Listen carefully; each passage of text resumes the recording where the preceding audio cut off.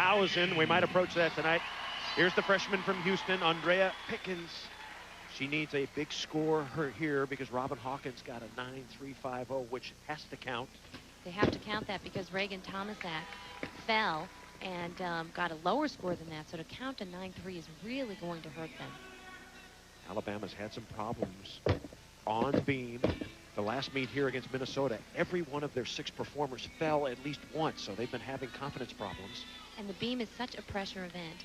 They have the advantage because they're at home and they can just basically simulate their everyday experience. They're home, this is their crowd.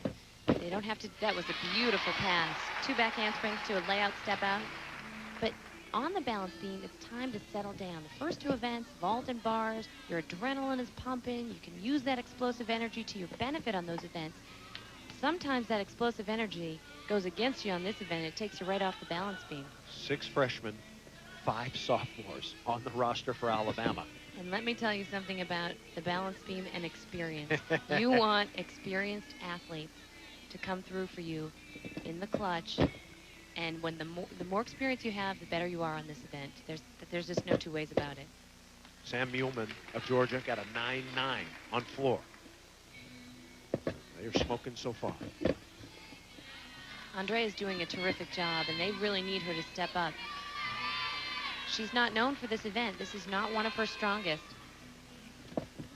But she finishes with a beautiful double back. 6th landing. Really nicely done. I'll tell you, she's a freshman, and she came up big when the pressure was on and when she needed it to count. And Sarah Patterson has to be happy about that. I spoke to her about having such a young team, and she said, you know what, I really need to give them the meet experience now because I'm going to need to count on them at nationals, and they have to be able to perform in that situation. Look at this dismount, great height and a really rock-solid landing.